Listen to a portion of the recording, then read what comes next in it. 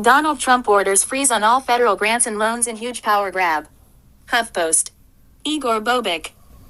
Democrats warned that Trump's latest order could harm programs used by millions of Americans, including early childhood programs and food and rent assistance.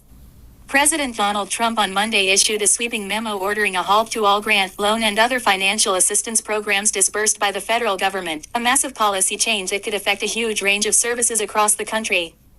Matthew J. Veith, the acting director of the White House Office of Management and Budget, writes in the memo that federal agencies should temporarily pause grant and loan programs until Trump's administration can ensure they are consistent with the president's agenda, including bans on diversity, equity, and inclusion initiatives and limits on clean energy spending.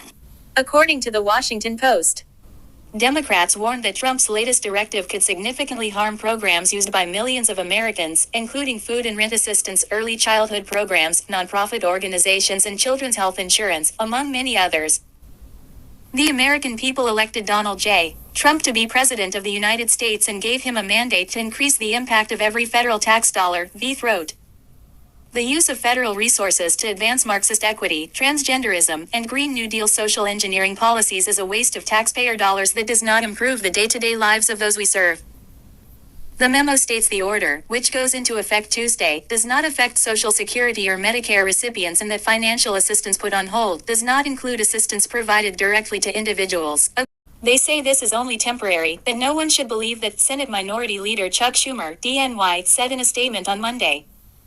Donald Trump must direct his administration to reverse course immediately and the taxpayers' money should be distributed to the people. These grants help people in red states and blue states, support families, help parents raise kids, and lead to stronger communities, the senator added, warning the spending freeze will mean missed payrolls and rent payments and everything in between, chaos for everything from universities to nonprofit charities. Monday's proclamation is only the latest Trump attempt to freeze federal government functions. Last week, Trump ordered government agencies to pause other funds appropriated by Congress, including key climate investments, money for infrastructure projects, and nearly all U.S. assistance to foreign nations, challenging the constitutional role of Congress and his power of the purse. And over the weekend, Trump fired at least 18 inspectors general whose job is to root out corruption in government agencies. He did it without notifying Congress, a move critics denounced as a chilling purge. Trump's executive orders are likely to face legal challenges, but his intention is not difficult to grasp, an unprecedented effort to seize power from a president far more unbound this time than during his first presidential term. This is what we were worried about, some enormous, broad thing that would stop funding for huge swaths of the government that he simply doesn't like and doesn't agree with, Bobby Kogan, senior director of federal budget policy at the Liberal Center for American Progress, told HuffPost. He says he's going after grants, loans, and federal financial assistance, and he calls it 3 out of $10 trillion, so theoretically he's pausing like a third of government funding, which is illegal and massive, Kogan added. Trump and his allies have long opposed the Impoundment Control Act, which sets limits on how much a president can restrict money that's been approved by Congress. This latest order may be designed to spark a legal battle and ensure the Impoundment Control Act is reviewed by the U.S. Supreme Court, where conservatives hold a 6-3 majority.